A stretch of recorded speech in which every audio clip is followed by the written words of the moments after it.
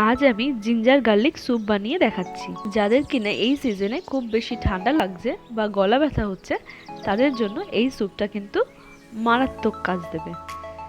এই স্যুপটা বানানোর জন্য আমি গ্যাসে একটা ফ্রাইং প্যান বসালাম আর তাতে 1 চা চামচ মতো বাটার দিলাম।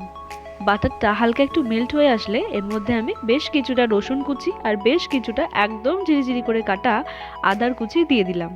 দিয়ে একটু বেশ কিছুক্ষণ সময় ধরে এটাকে একটু কড়াইতে নাড়িয়ে নেব।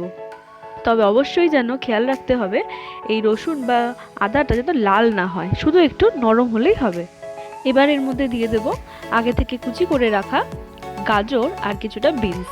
আমি এখানে গাজর আর বিনস দিলাম, তোমরা তোমাদের পছন্দ অনুযায়ী সবজি ব্যবহার করতে পারো। আর এগুলোকে দিয়ে আবারও বেশ কিছুক্ষণ ধরে একটু নাড়িয়ে নেব। এবার এর মধ্যে দেব হাফ চা চামচ লবণ, হাফ চা চামচ গোলমরিচ গুঁড়ো আর সামান্য একটু হলুদ। এই সবগুলোকে খুব ভালো করে একটু নাড়িয়ে নিয়ে এবার এর মধ্যে 2 কাপ মতো জল দিয়ে দেব।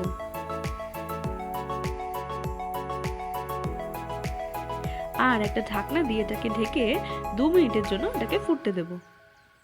2 মিনিট পর আবার একটু হালকা করে নেড়ে নেব, আবার ঢাকা দিয়ে 5 মিনিটের জন্য মিডিয়াম থেকে লো ফ্লেমে এগুলোকে সেদ্ধ হতে দেব। 5 মিনিট পর ঢাকনাটা খুলে এবার একটা বাটির মধ্যে 1 চা চামচ মতো কর্নফ্লাওয়ার আমি সামান্য একটু জলে গুলে রেখেছি। এবার এই কর্নফ্লাওয়ারের জলটাকে এই স্যুপের মধ্যে দিয়ে দেব আর ভালো করে এটাকে নাড়িয়ে আবারও 2 মিনিটের জন্য খুব ভালো করে একটু ফুটিয়ে নেব।